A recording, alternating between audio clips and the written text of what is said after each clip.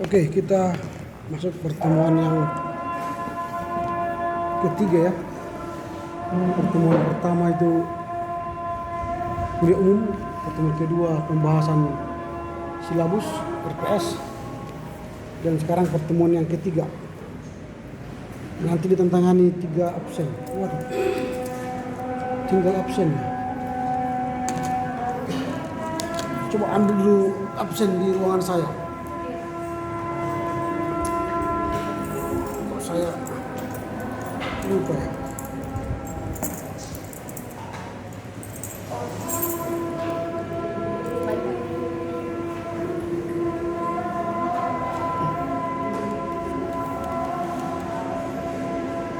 Oke, kalau setiap Jumat kosong di bawah aja kita.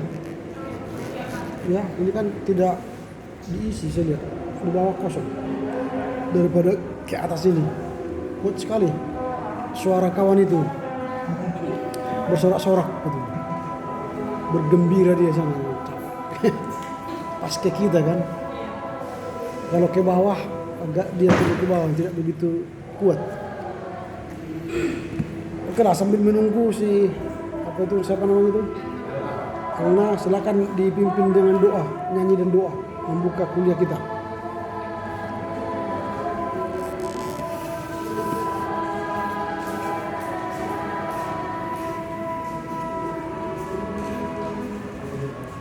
Selamat sore bagi semua.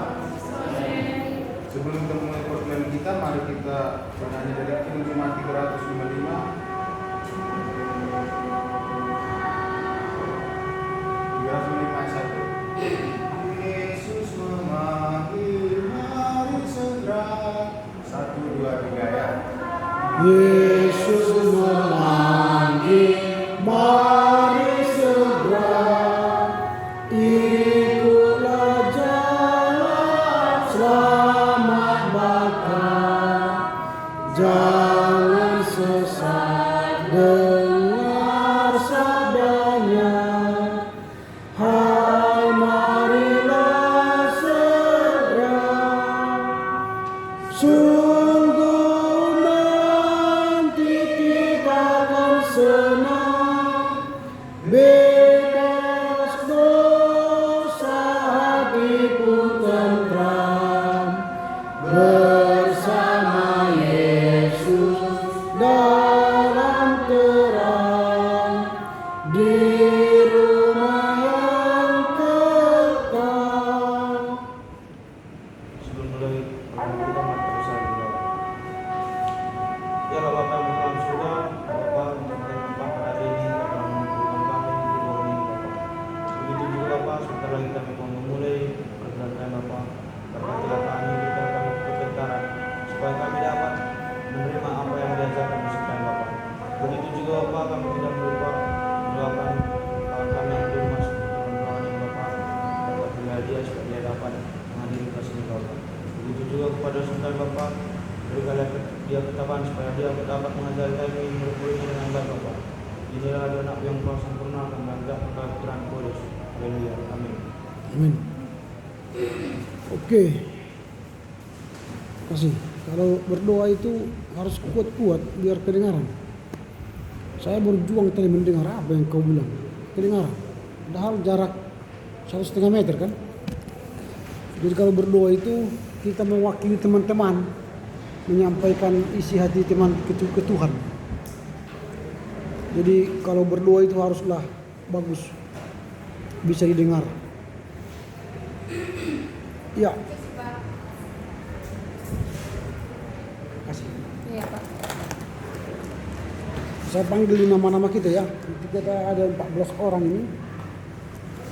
Pertama Ferdinand Ojak Sarohan Inggolan. Ada Ferdinand? Dia tidak ada izinnya. Kemudian Albertus. Ada Andi Dwi, Elinta,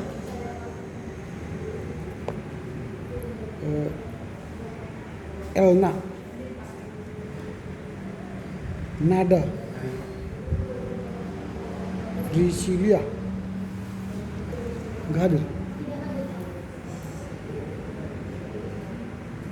Rahel, Sylvia, Talenta, Vertissima, Vina, Esra. Nah ini berulang lagi ya. Mereka ini sejak semester dulu juga gitu. Priscilia, Esra,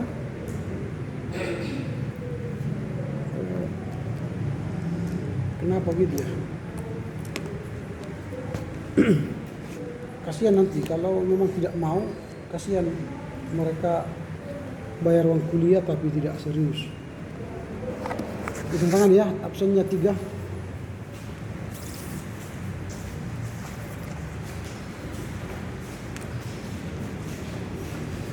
Ya, seperti yang saya sampaikan di Zoom kemarin bahwa buku utama kita nanti dalam pelajaran bahasa Yunani ini ialah bahasa Yunani Koine.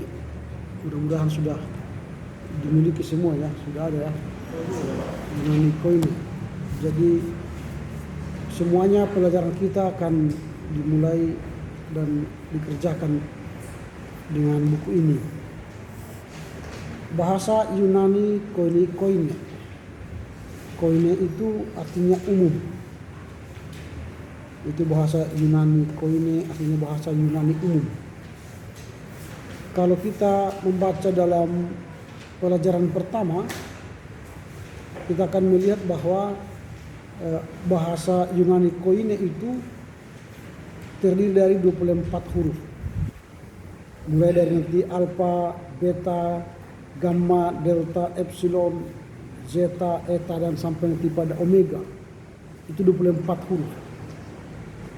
Sementara huruf kita, huruf Arab itu ada 26 huruf ya. A, B, C, D, F, G, H, I, J sampai Z itu 26 huruf. Ini 24 huruf. Dan huruf-huruf dalam bahasa Yunani pada awalnya ditulis dengan huruf besar. Yang huruf besar itu sebelah sini, yang ini huruf besar. Dan huruf besar itu disebut dengan huruf ankial atau unkial, ankial. Itu huruf bahasa Yunani yang besar.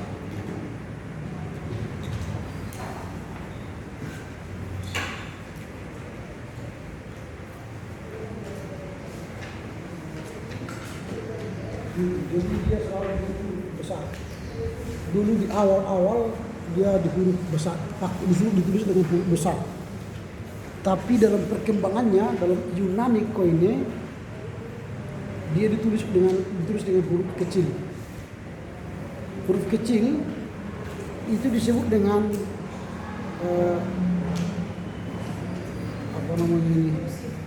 kursif.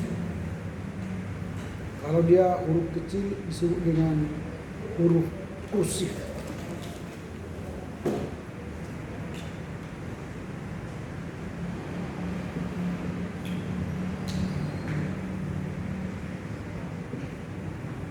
Nanti semua setelah Yunani Koine, pemakaian ankial itu tidak ada lagi dan lebih sering digunakan dengan huruf kursif kecil yang di tengah.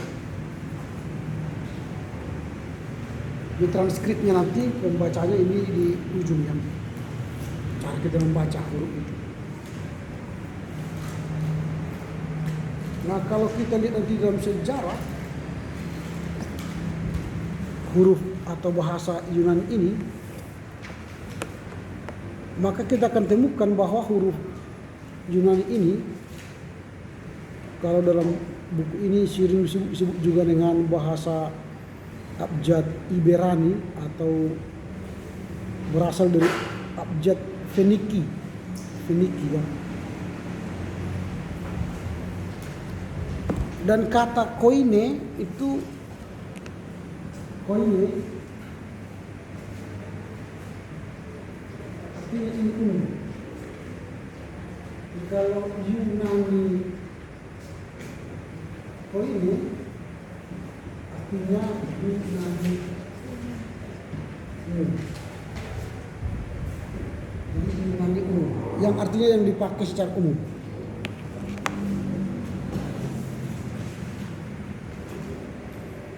Bahasa Yunani ini adalah bahasa kedua tertua setelah bahasa Sanskerta dari India.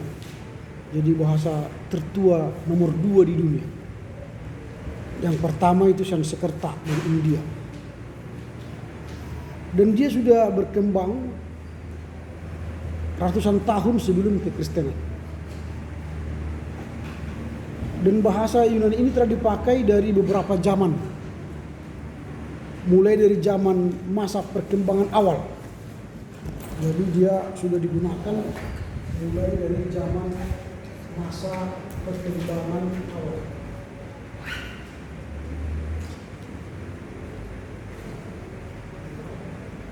Ini 950 sebelum Masehi. Jadi dia sudah digunakan pada masa perkembangan awal, dia sebelum 900 Masehi, 900 sebelum Masehi, dia sudah digunakan. Lalu masa Yunani klasik,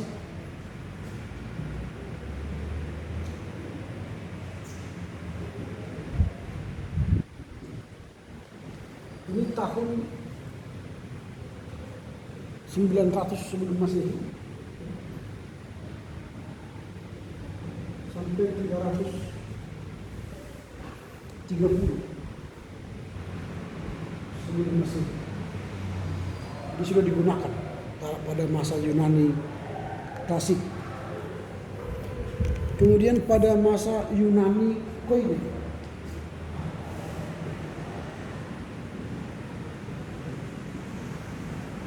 pada masa tahun 330 sebelum Masehi sampai tahun 330 Masehi.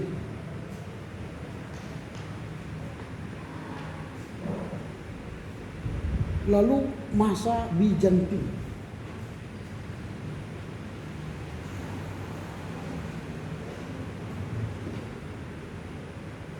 Itu tahun 330 Masehi sampai 1043.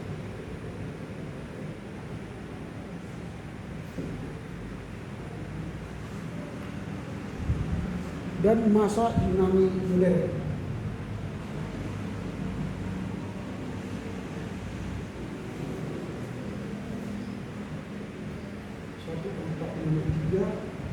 Sampai sekarang.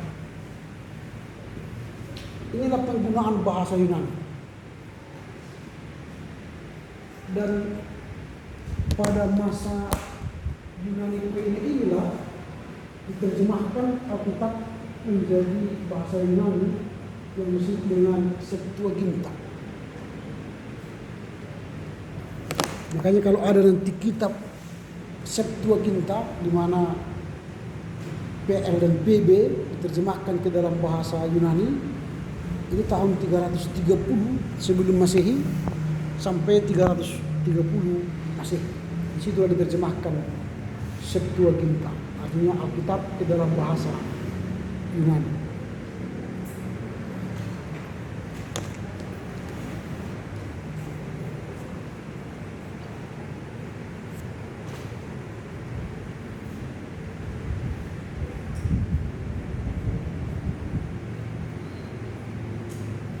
Nah, itulah sejarah bahasa Yunani. Nah, sekarang kita harus melihat cara menulis huruf-huruf Yunani. Nanti kita akan belajar bagaimana cara menulis huruf Yunani, dan tidak ada cara lain untuk belajar huruf ini dengan menulis. Harus menulis supaya lancar. Sama seperti kemarin kita belajar bahasa Ibrani, jadi harus ditulis. Dan ini belajar bahasa Yunani juga harus ditulis. Jadi kalau nanti hurufnya begini, ini di garis dari kertas kita, maka cara menulisnya nanti begini. Atau dia kena begini.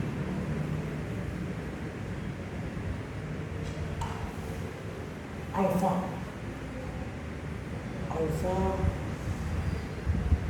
beta, gamma, alfa, beta, gamma, delta,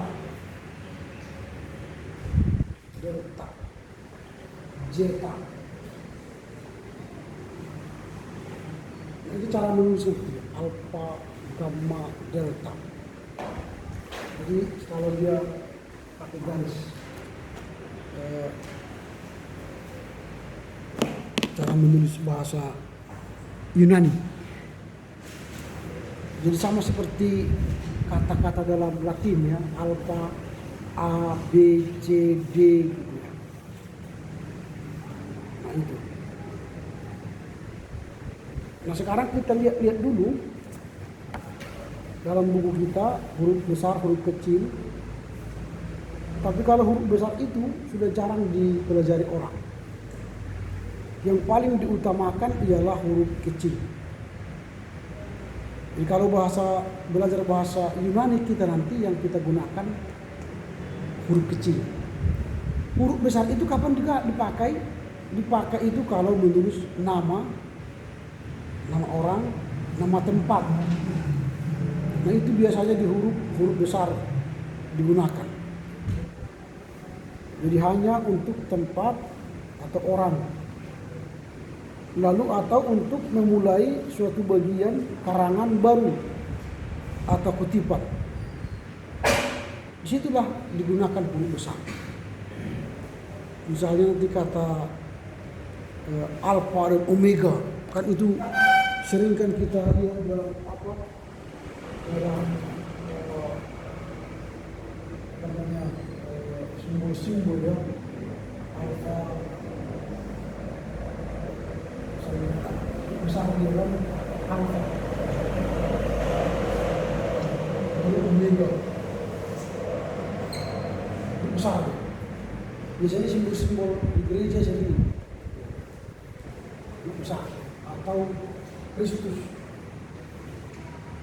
Jadi Kristus atau sering digabung dengan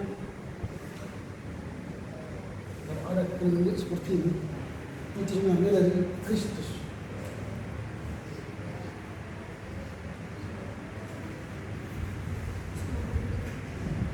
Kristus, jadi dia singkat jadi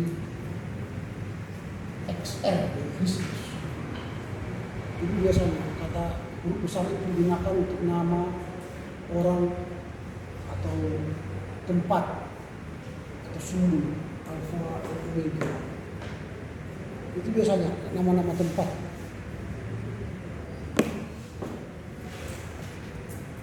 Nah nanti kita akan menghafal kata-kata ini. Menghafal kata-kata ini mulai dari alfa, beta. Jadi kita coba dulu membaca, lalu setelah itu nanti kita belajar menulis. Dari atas ke bawah sampai nanti kepada omega. Jadi setelah saya baca, baru kalian baca nanti ya. Artinya bacaannya di sini sebelah ini. Ini ada bacaannya, kalau mau bacaannya. Tapi abaikan dulu ini, lebih baik langsung lihat ini supaya hafal. Kalau nanti kalian lihat ini, jadi konsentrasi kalian bisa hilang.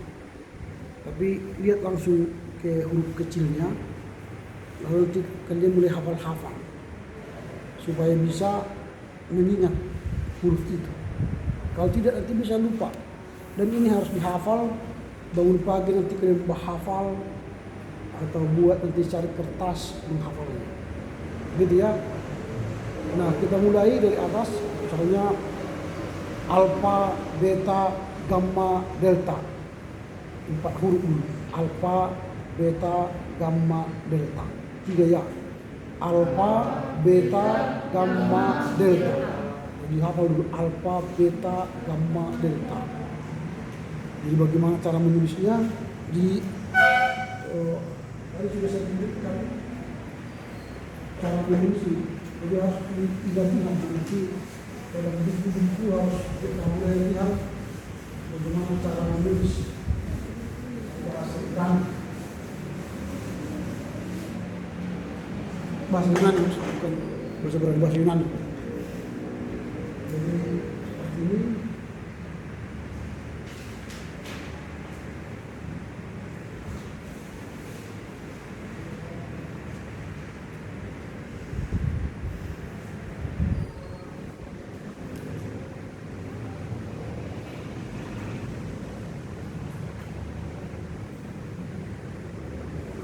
Kita pilih kertas kalian. Lalu kita mulai dari alfa, beta, gamma, delta, atau ya delta. Jadi alfa,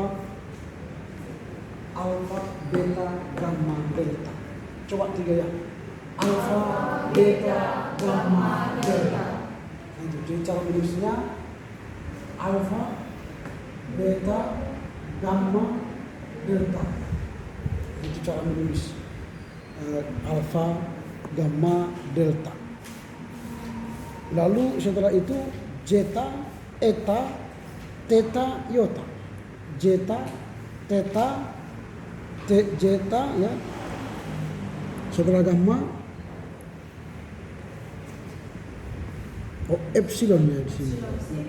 Epsilon, zeta, eta, theta. Epsilon, zeta, eta, theta. Epsilon. Ini. Epsilon, kemudian zeta, baru kemudian eta, baru kemudian theta. Epsilon, zeta, eta, theta. Epsilon. Jadi alfa, beta, gamma, delta. Epsilon, zeta, eta, theta. Nanti banyak sekali ini hampir mirip ini. Epsilon, zeta, eta, theta. Jadi hampir mirip nanti. Karena nanti ini juga akan berubah ketika dia ditulis di tengah, di ujung dia berubah cara penulisan. Jadi harus dihafal. Jadi kita ulang ya dari sini. Alfa, beta, gamma, delta. Epsilon, zeta, eta, theta. Baru setelah itu iota, kappa, lambda, mu. Iota itu ini.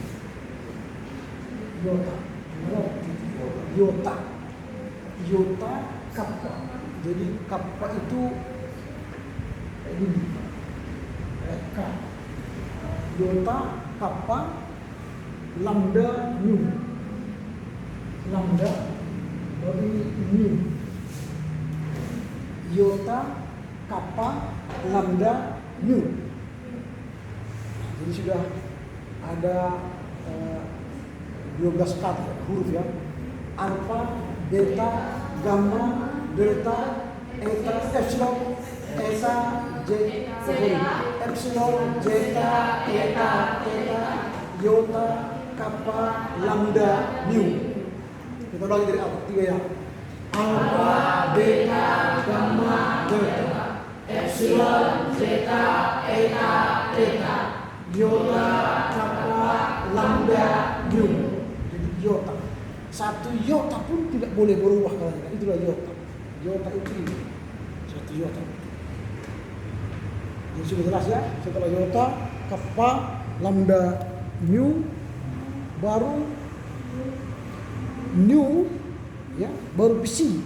Nu, ini kan nu, si, ya, nu, siu, si, Omicron P. Jadi new, jadi dia new baru PC. Seperti ini. PC. New bukan PC, bukan new. Jadi kalau dia PC, jadi PC itu sama seperti Zeta ini, Zeta tapi ini dia 2 kali dibalik. Jadi PC 1, 2, ya 1, 2, 1, 2, 3. Suk 2. Saya sekarang ini gini ya. Jadi new PC Omicron P. Omicron P. Jadi kita ulang. Alpha, beta, gamma, delta, epsilon, zeta, eta, eta, iota, kappa, lambda, nu, psi, omicron P. Jadi omicron P. Sekarang kita masuk pada rho. Rho baru setelah rho sigma. Rho sigma tau. Rho sigma tau upsilon. Jadi rho. Jadi kalau dia rho gini. Rho baru sigma. Sigma ini. Jadi S tapi dia langsung ke bawah. Baru tau. Sigma tau upsilon. Upsilon. Sebenarnya tidak usah pakai keluar. Upsilon kayak U. Jadi rho sigma tau upsilon. Rho sigma tau upsilon. Coba dari awal. Alpha, beta, gamma, delta, epsilon, zeta, eta, eta, iota, kappa, lambda, nu, psi, omicron P, rho, sigma, tau, upsilon. Setelah upsilon, baru dia masuk psi dibuat P atau P. Jadi beda P dengan yang P yang pertama tadi. Ini P, kalau ini ya P. Kalau P yang satu lagi itu P, PHI. Nah, jadi sigma, jadi ini epsilon, P jadi begini. P, kan? P, C atau C. P, C. Artinya C, jadi tapi ditulis di situ C ya, ditulis di C, tapi dibaca di C, P, C, baru PC, jadi di sini PC, PSI ya, PC, baru omega. Itu umur saya. Dia omega, jadi omega. Ini sudah habis ya. Kita mulai dari awal. Alpha, beta, gamma, delta, epsilon, zeta, eta, eta, iota, kappa, lambda, nu, psi, omicron, pi, rho, sigma, tau, upsilon, psi, jadi banyak nanti PC. Jadi harus dibedakan dia. Lihat aja nanti. Kalau dia yang seperti ini PC. Yang ini PC. Omega. Ada P, ini tadi P. Ini P. Lalu ini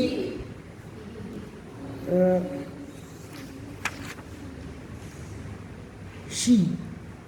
Ini C. ini si tapi jumlahnya hampir sama dengan hampir sama ini si. Jadi coba kita baca lagi ya. Dari awal 3 ya. Alfa, beta, gamma, delta, epsilon, zeta, eta, theta, iota, kappa, lambda, nu, si, omikron, pi, rho, sigma, tau, upsilon, pi, psi, omega. Nanti minggu depan sudah harus dihafal. Di luar kepala harus dihafal ini. Karena 24 buat aja yang paling gitu kan. Jadi alfa, beta, gamma. Nanti ada lagunya itu. Kalau kalian mau lihat di YouTube nanti bagaimana menghafal bahasa Yunani ada. Ada nanti di YouTube cara menghafal. Saya lupa notasinya. Tapi walaupun tidak ada notasinya, hafal aja. Alfa, beta, gamma, delta, epsilon, jn, eta, zeta, theta, iota, kappa, lambda, mu, psi, omikron, pi, rho, sin, tau, epsilon, psi, omega. Jadi hafal aja. Buat aja nanti di dinding kalian satu latihan. Jadi pas habis mandi alfa, beta, gamma, delta, epsilon, eta, zeta, theta, iota, kappa, lambda, mu, psi, omikron, pi, psi, rho, sin, sigma, tau, epsilon, psi, omega. Psi, omega. Ya. Tempel kalian. Atau buat langsung di kertas kecil sambil diangkut atau sambil apa udah jewo. Gitu kan. Umat kamit gitu. Lalu orang itu wah hebat kali dia, wah menghafal dia di situ gitu. Nah memang harus dihafal dia, tidak ada cara lain selain tidak menghafal. Lalu ada aturan-aturan. Nah aturan-aturan ini yang harus kita pelajari. Nah karena peraturan ini sangat penting karena nanti dalam penulisan selanjutnya kita harus ingat terus ini. Misalnya ini, apabila dipakai 2 huruf gamma berturut-turut, maka lafal gamma pertama adalah sama dengan lafal huruf N. Misalnya ini contoh. Kalau nanti dia ini kan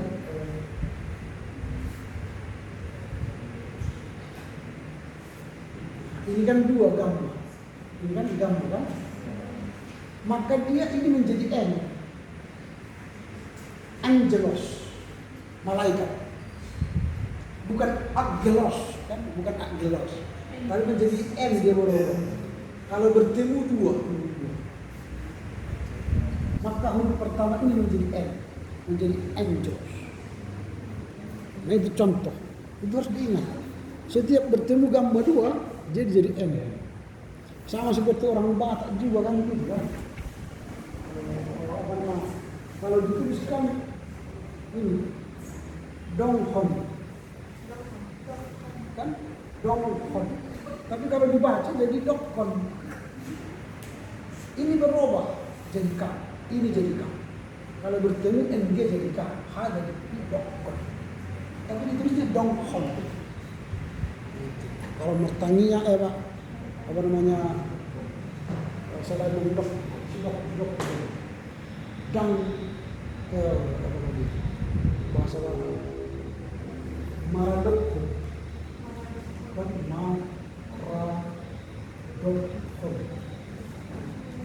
tapi dibaca itu menjadi maradokon ini jadi kami itu contoh dalam bahasa Batak. Dalam bahasa Yunani juga gitu, angelos, bukan agelos. Kalau agelos enggak artinya, tapi angelos. Itu yang peraturan pertama ini. Baru kemudian dalam bahasa Yunani dipakai 2 huruf yang berbeda. Ini juga tadi, demikian juga dengan diikuti apa nih? Kappa, Hi dan Xi.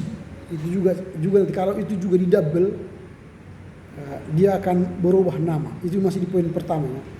Dalam bagian kedua, dalam bahasa Yunani dipakai dua huruf yang berbeda untuk menggantikan huruf omikron dengan huruf O atau omikron dalam bahasa Indonesia O. Sementara epsilon dan omikron O bersuara pendek, eta dan omega bersuara panjang. Jadi nanti begini, maksudnya ini ada yang eta, epsilon kan itu kan ada sama, sehingga ada yang dibaca panjang, ada yang dibaca pendek. Misalnya contoh antara epsilon, vokal epsilon pendek, omikron pendek.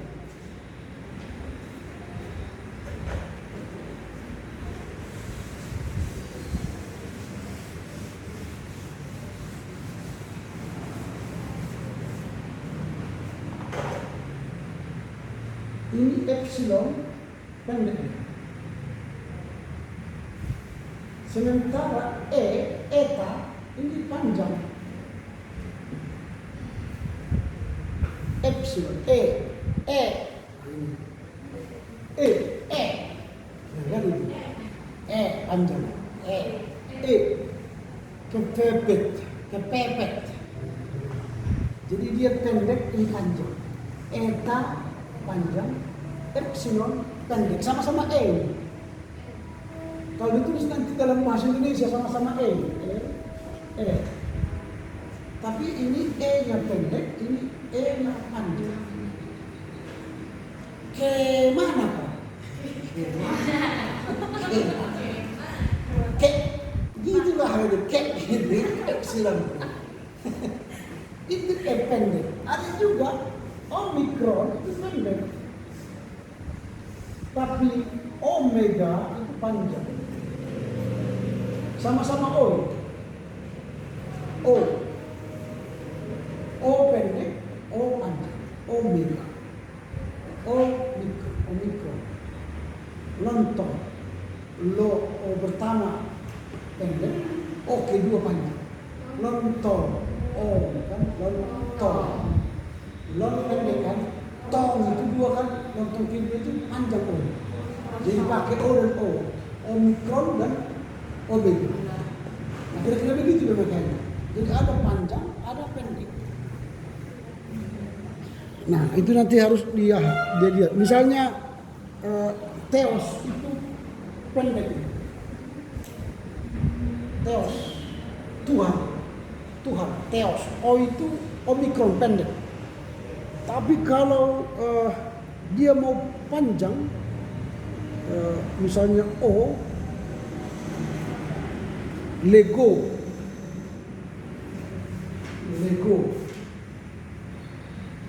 ini panjang, ini pendek. Theos, Allah, Lego, panjang. Atau kalau mau pendek, epsilon misalnya Theos juga, ini Theos juga, Theos.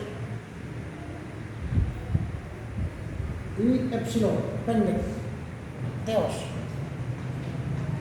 Tapi kalau dia panjang, arhe. Ini epsilon, arhe pada mulanya. Enhologos pada mulanya adalah firman. Enhologos kai hotheos, arhe. Jadi harus dihafal. Jadi arhe pada mulanya. Itu contoh. Jadi itu yang kedua di sini. Itu yang maksudnya yang kedua ya. Jadi ada pendek, panjang, ada O pendek, O panjang. Yang ketiga, biasanya huruf zeta dilafalkan seperti DJ. Misalnya sojo. Jadi zeta. yang ini. Kayak dibaca DJ.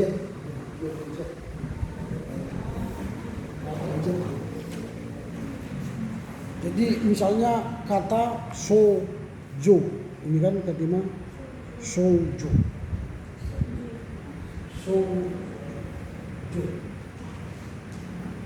menyelamatkan, sojo. Nah itu contoh jet, penggunaan jet, sojo. Saya menyelamatkan. Tetapi apabila huruf itu huruf pertama sebuah kata, maka dilafalkan seperti jet. Misalnya jeteo. Jadi kalau dia tadi di tengahnya, jadi dia di jet. Tapi kalau dia di awal dia jet. Jeteo. Jeteo. Gitu ya. Jadi dia menjadi jet. Jeteo, saya minta. Jeteo. Dia jadi jet. Dia harus diingat, kalau dia di awal, dia menjadi jet. Kalau dia di tengah, dia menjadi dejet. Sojo. Dia kayak kalau ini, sojo.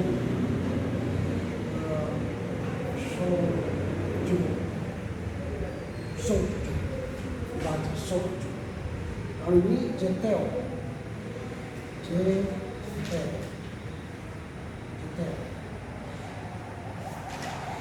Jet. Itu harus diingat. Penggunaan dari jeta. Nah, kemudian berikutnya di sini huruf iota dapat digunakan sebagai konsonan juga. Misalnya sebagai huruf pertama dalam nama orang atau tempat seperti Yesus. Jadi kalau iota itu kecilnya begini, tapi kalau dia di awal huruf besar nama orang Yesus. Jadi dia menjadi huruf apa? Huruf konsonan dia. Padahal dia sebenarnya iota ini bisa dia vokal, tapi ketika di awal dia menjadi dia konsonan. Yesus. Memang iota ini nanti banyak sekali dia berkonjugasi atau berdifferensi dengan kata-kata lain ya.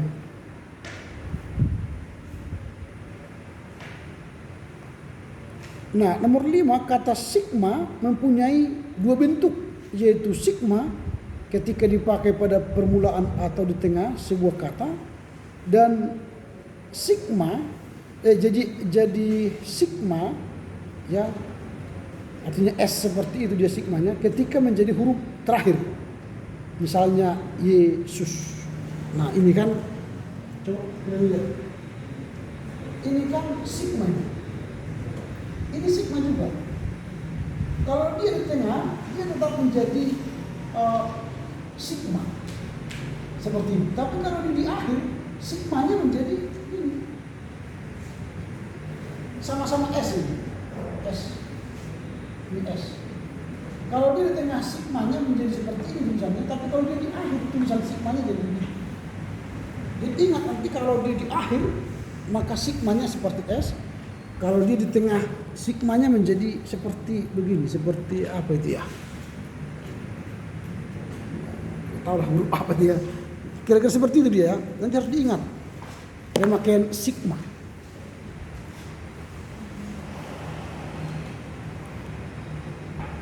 Nah, kemudian di sini yang nomor 6, berfaedah sekali kalau kita berusaha untuk membedakan bunyi suara apa ini? Si seperti dalam kata akan, dan si seperti dalam kata akhir. Akan itu kan k-nya satu, tapi kalau akhir ada kh. Itu harus diperhatikan kalau kita bertemu dengan huruf si gitu ya. Nah itu. Jadi kemudian ini soal vokal rangkap. AI seperti air ya. Baru kemudian E seperti kata sampai. Kemudian oi seperti dalam kata sepoi. Au seperti kata kalau. OU seperti dalam kata buku. N itu epsilon, upsilon, eta, upsilon seperti EU dalam kata feud atau kata Inggris U atau upsilon iota atau seperti omega upsilon omega iota dalam kata wibawa.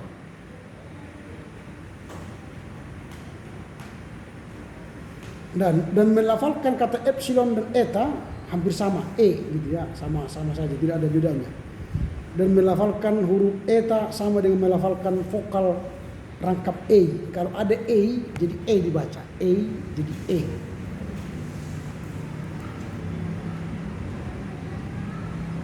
Oke, jadi ini sudah ada contoh di situ melatih menulis ya, nanti di rumah latihanlah menulis dalam bahasa Yunani. Memang ini bukunya kecil ya, kecil dibuat ini tulisannya. Nanti pergilah ke fotokopi, suruh perbesar supaya kalian lihat nanti ini caranya menulis bagaimana. Tapi sebenarnya kita sudah tulis seperti ini sudah lebih cepat nangkap ya cara nulisnya. Nah inilah contoh awal dari perkenalan kita terhadap bahasa Yunani. Ada kira-kira pertanyaan sampai di sini?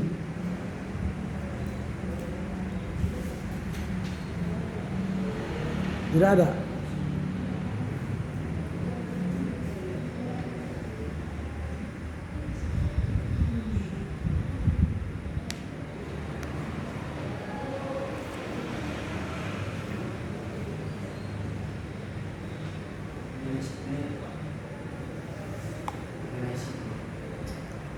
Itu emang begitu tulisannya yang pertama. Tapi kalau di sini dibuatnya kayak dikasih ada di atas. Maksudnya? Yang sebentar Pak, kan itu hampir sama Jesus dan Rasul Pak. Kalau di sini sebenarnya tulis orofleksinya yang pertamanya kayak or baru dikasih di atasnya garis. Tapi kok Yang mana? Ini. yang pertama ya. Ini. Sigma. Apa maksudnya, jadi salahnya di mana? Kok berbeda gitu Pak? Itu tulisan apa ya? Uang garis ini bikin dari Yang mana? sigma bapak sigma awal. Sigma model sigma. Sigma gini. Ya sigma. Sigma. Ini sigma. Saya lihat di sini dia sigma. Ini kan sigma di akhir. Akhirnya Pak. Tapi kalau di tengah tadi kan saya katakan dia begini. Sigmanya begini. Tapi kalau dia di akhir, sigmanya jadi begini. Ini. Kan itu, coba lihat di sigma. Rho sigma. Sigma itu kan dibuatnya dua kan? Iya Pak. Dua itu begini, satu ini di tengah dan ini di akhir. Makanya dia buat begini, sigma di sini. Nah, jadi penjelasannya sudah saya katakan kan, kalau dia di tengah ditulis sigmanya seperti ini. Tapi kalau dia di akhir, sigmanya jadi seperti S. Tapi lebih ekornya sampai ke bawah. Kalau dia ini sampai ekornya. Tapi kalau dia untuk ini sigma di tengah, dia seperti ini. Sigma di tengah, kalau di akhir sigma.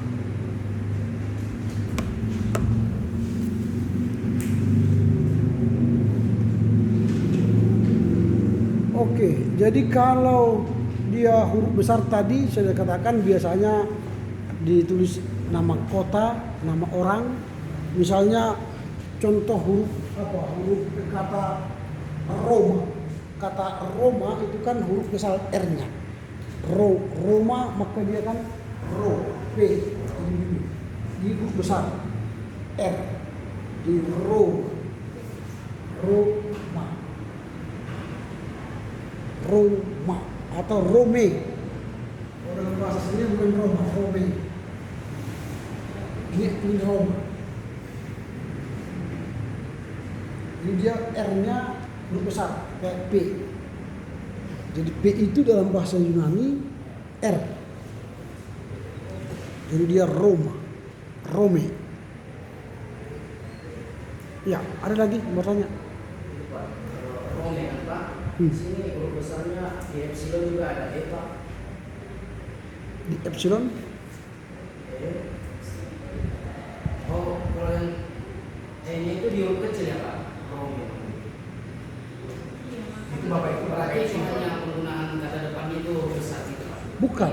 Kalau dia E-nya di belakang, dia eta. Tapi kalau nanti dia di tengah, dia pakai epsilon. Tergantung apakah dia pendek atau panjang. Misalnya dia tadi Lego atau Theos, ini kan pendek. Theos, T. Tapi kalau misalnya apa lagi, Forte, E-nya epsilon, eta. Bukan epsilon.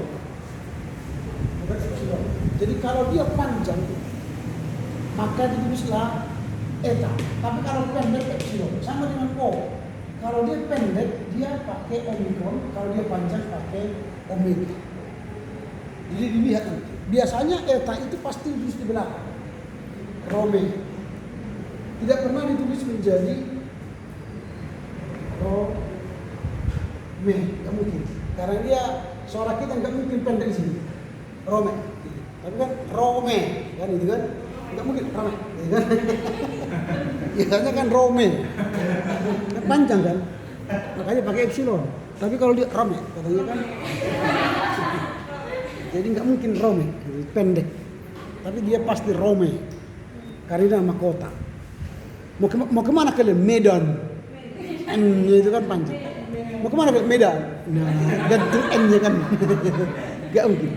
Bali G, kan? G-nya itu kan panjang. Kemana kalau ke Bali G? Pendek. Jadi hemat E dia ya. Nah itu jadi biasanya epsilon itu di tengah atau di awal. Tapi kalau eta itu pasti dia di panjang. Panjang dia di akhir. Oke, ada lagi. Tapi bukan berarti epsilon itu selalu di tengah atau eta itu di ujung. Misalnya contoh, makanya tadi tergantung dari apa namanya, apakah dia panjang atau pendek. Misalnya rema, firman, apa perkataan, rema hari ini, kan itu, rema itu pakai eta, bukan epsilon. Karena rema, dia panjang kan? Bukan rema. Bukan rema hari ini, bukan rema, dia panjang. Jadi epsilon, eta maksudnya. Itu contoh ya, tergantung panjang pendeknya,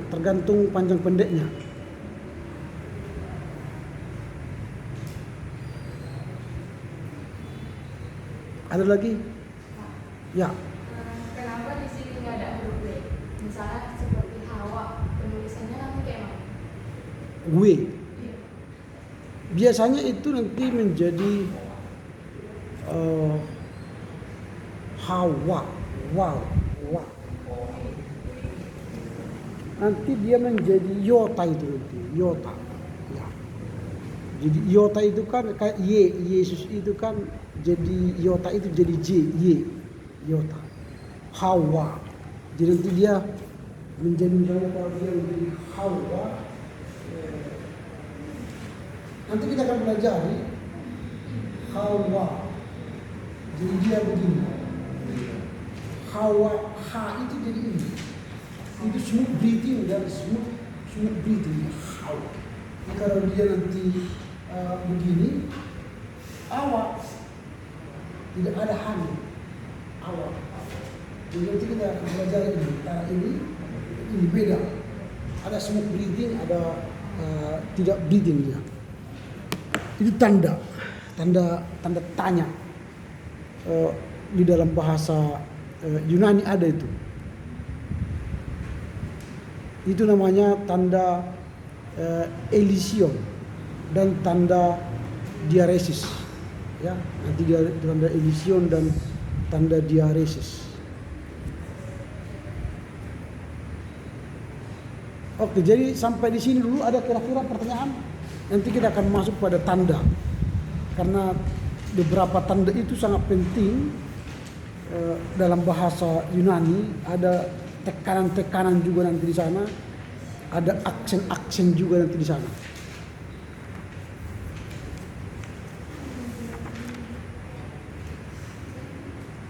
Atau tanda hembus, ya, tanda hembus, breathing, smooth breathing. Itu kan ada tanda hembus, smooth breathing. Kalau dia tanda begini, dia jadi vokal atau diftong, nanti ada tanda-tanda. Ada kira-kira lagi pertanyaan? Tidak ada? Oke, kalau tidak ada, nanti tanda-tanda ini sudah kita masuk pada tanda-tanda di pelajaran 2. Nah, di sini dikatakan mungkin saudara sudah memperhatikan bahwa dalam bahasa Yunani tidak ada huruf untuk H. Kan itu dikatakan hawa tadi kan. Tidak ada H. Nah, huruf itu hanya ditemui pada permulaan kata yang dimulai dengan huruf hidup atau vokal rangkap dan ditulis dengan tanda ini tadi. Tanda apakah begini atau begini. Itu namanya breathing. Nah, jadi itu tanda. Jadi harus diperhatikan tanda itu. Atau di atas huruf kedua dari awal rangkap. Tanda itu disebut dengan tanda hembus atau breathing. Tanda hembus yang seperti ini, ya, misalnya tadi hawa, tanda hembus seperti itu disebut dengan tanda hembus berbunyi, rough breathing, hawa. Jadi dia dibaca menjadi hawa, jadi ha.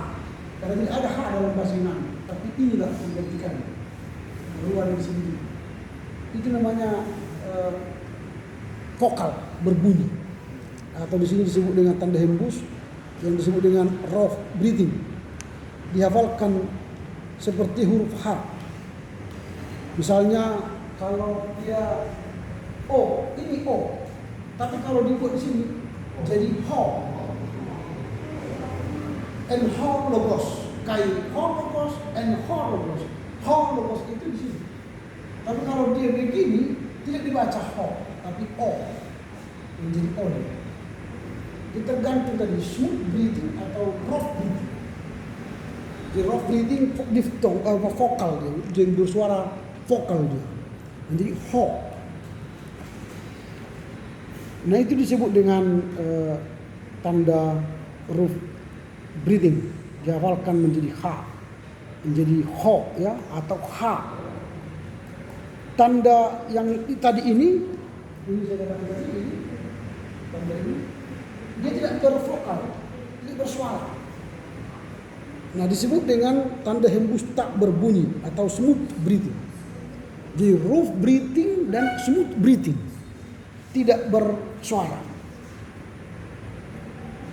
Tidak ada huruf H di depannya. Misalnya tadi saya sudah katakan ini kan, ho, jadi ini O, karena dia begini. Smooth breathing. Ini rough breathing, ini smooth breathing. Ini tanpa ada H, ini tanpa ini pakai H. Kalau dia rough breathing pakai vokal, pakai ho. Tapi kalau dia smooth breathing tanpa vokal, maka dia ho, O, tanpa bersuara, tanpa ada H di depannya. Nah, inilah disebut dengan rough breathing dan smooth breathing. Nah, perkataan yang dimulai dengan vokal rangkap ditulis sebagai berikut. Misalnya aiteo. Jadi aiteo. Jadi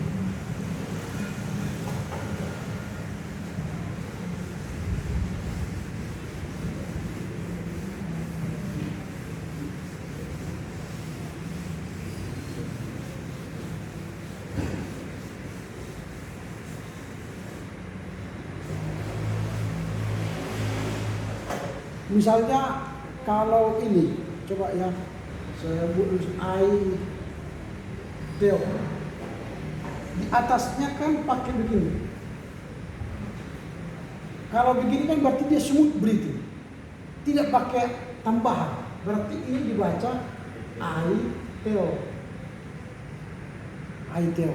Karena ini tidak bervokal, dia disebut dengan smooth breathing. Tapi kalau di sini heurisco.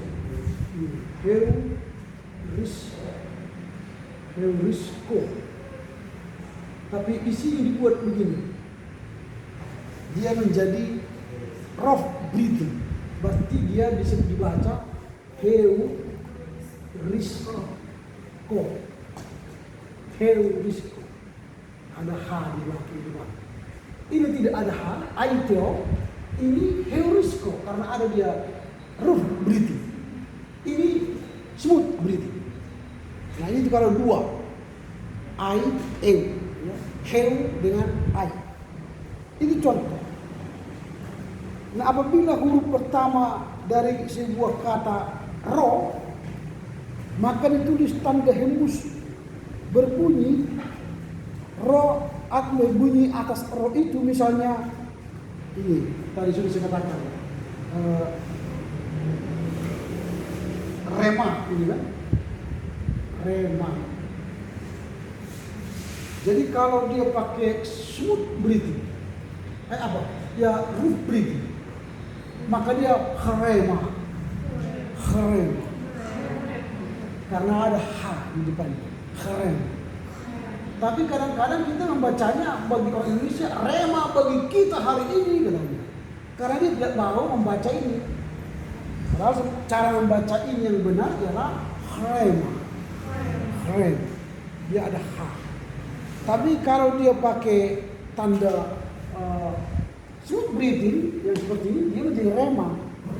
Tapi sering orang pakai bahasa Yunani tapi tidak pas membacanya. Biarlah firman Tuhan hari ini menjadi rema bagi kita. Padahal salah. Yang benar ialah rema. Biarlah firman Tuhan hari ini menjadi rema bagi kita. Baru cocok. Ini enggak rema bagi kita. Dan kita memang apa? Sok menggunakan kata tapi tidak benar. Rema dengan logos beda. Kalau rema itu herema tadi yang ini. Herema.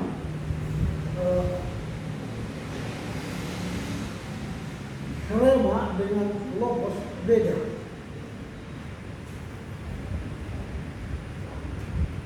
Kalau rema ini perkataan, tapi kalau ini firman. Jadi jangan salah mengerti ya. Jadi kalau kalian katakan rema bagi kita hari ini tertulis dalam Matius 5 ayat 5, itu enggak pas. Yang pas itu logos, firman. Logo tuteu, firman Tuhan bagi kita hari ini, logo tuteu. Bukan rema bagi kita. Rema itu perkataan. Apa perkataan dalam kitab suci? Ada kan dialog kan? Itulah perkataan. Itu bukan firman. Misalnya, hai Zakheus, turunlah engkau, aku mau ke rumahmu. Kata Yesus kan, itu bukan logos, itu rema, perkataan. Gitu. Tapi kita sering kali rema bagi kita hari ini, bla bla bla bla. Seperti pating-tengan kita pakai bahasa Ibrani Yunani kan, padahal bersalah. Sama dengan salam gitu kan. Pak, sok-sok kali pakai salam kan. Itulah kalian dari itu orang Indonesia itu. Haleluya. Gitu ya. Nah, ada lagi iota subscribe ya, bukan subscribe yang YouTuber ya. Iota subscribe, seringkali huruf iota yang kecil ditulis di bawah huruf alfa, eta, omega. Teristimewa apabila huruf tersebut merupakan huruf terakhir dari sebuah kata. Iota itu disebut iota script dan sebenarnya adalah bekas sebuah vokal rangkap kuno. Iota itu tidak dilafalkan namun harus ditulis. Misalnya arhe. Nah, jadi contoh dia arhe. Ditulis di sini iota. Itu tidak perlu dibaca. Itu hanya sebuah kata yang tak punya apa-apa. Arhe, tapi ditulis di bawahnya arhe. Atau misalnya auto.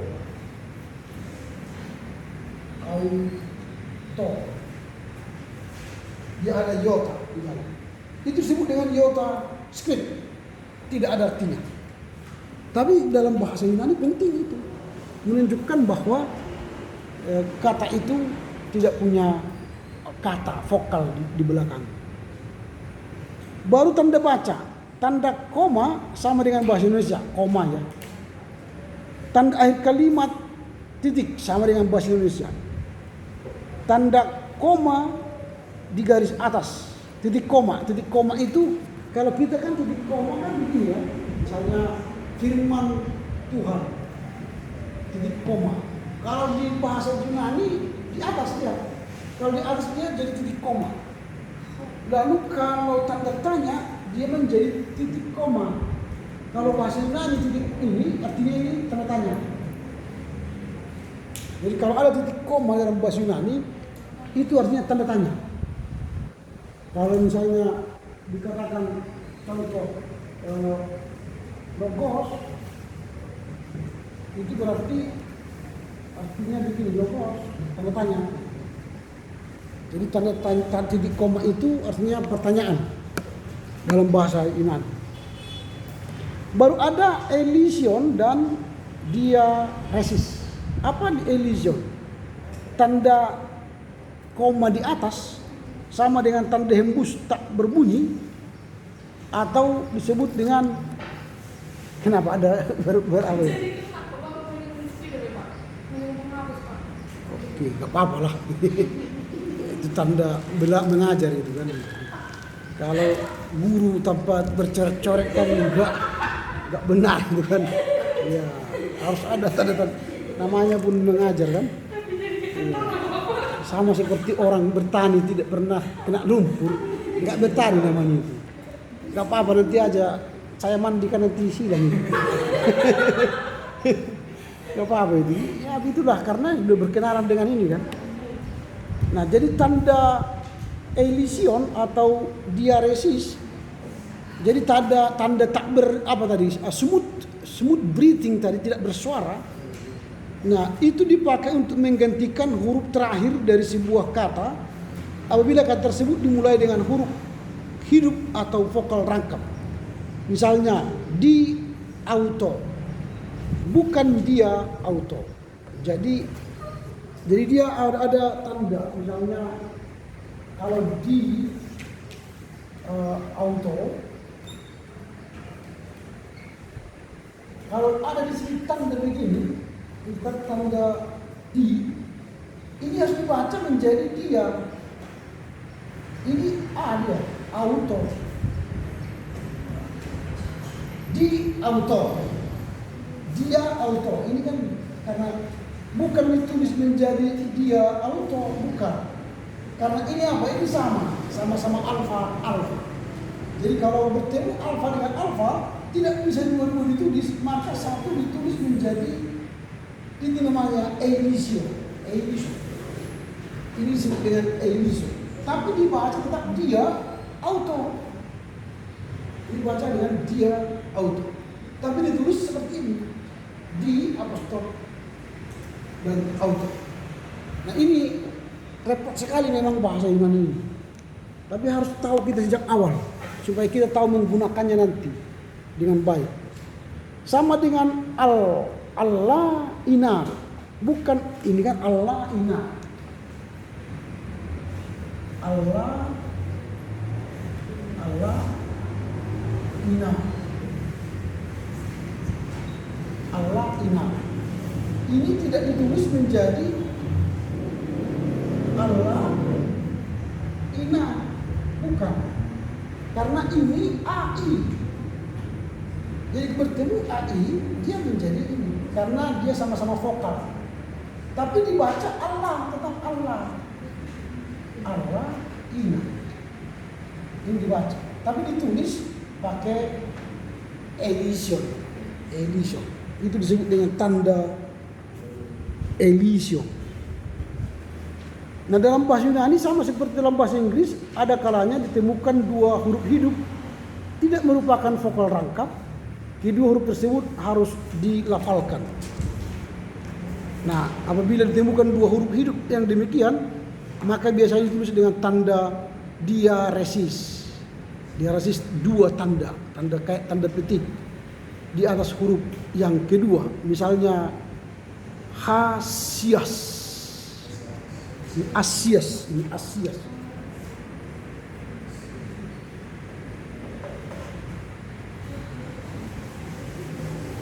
Itu namanya kalimat atau tanda diaresis, bukan elision. Elision tadi karena dia sama huruf vokal, bergaul huruf vokal, tidak perlu ditulis dua-dua vokalnya, tapi dia cukup satu tanda elision. Jadi ini contoh khasias.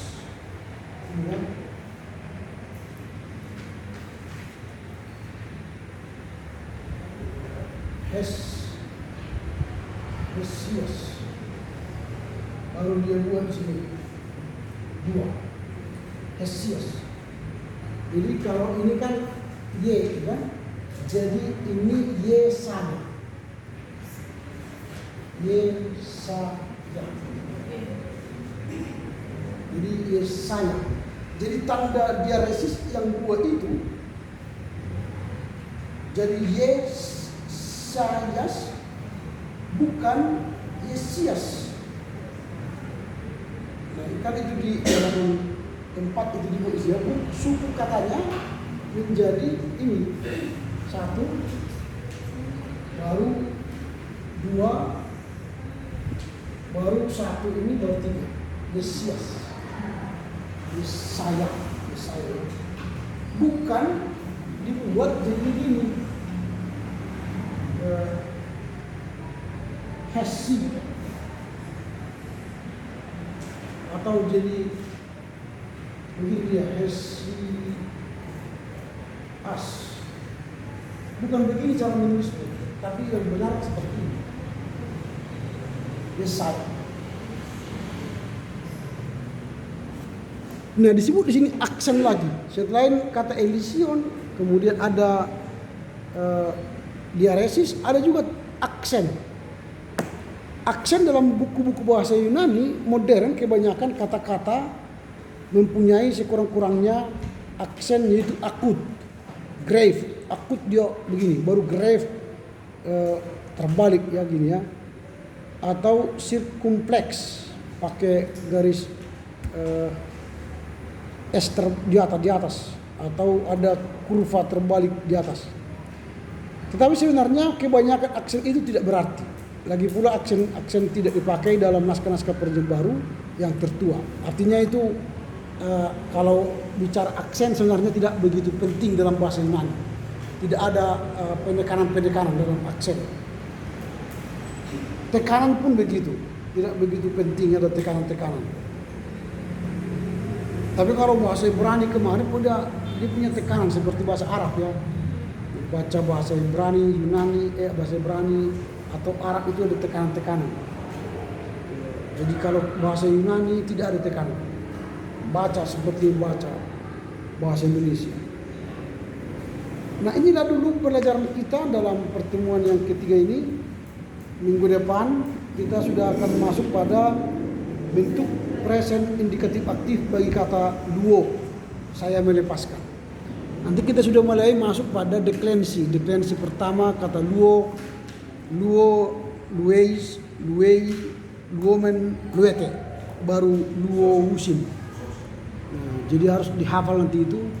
Karena itu orang pertama, orang kedua, orang ketiga tunggal, orang pertama, orang kedua, orang ketiga jamak. Jadi lebih mudah menghafal bahasa Yunani daripada bahasa Ibrani. Bahasa Ibrani itu ada kan orang pertama, kedua tunggal, jamak, maskulin, neuter, ada lagi macam-macam itu. Ini tidak begitu repot. Itu kan jiktol, tiktol, titela, titelu, katanya. Kalau ini tidak begitu nanti. Ini hanya 6 hafalan. Kalau itu kan sampai 10, 11 konjugasinya. Tapi ini deklensinya hanya 6, lebih mudah. Oke, sampai di sini dulu. Silakan ditutup dengan nyanyi dan doa.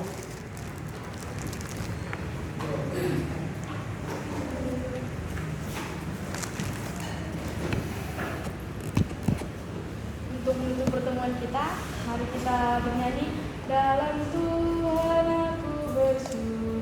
Ganti-ganti yang lain, jangan itu. Mari kita nyanyikan. Ganti. Tidak ada dalam kirim jemaat itu kan, Abu Pende, atau kira enden-enden, tidak ada itu kan.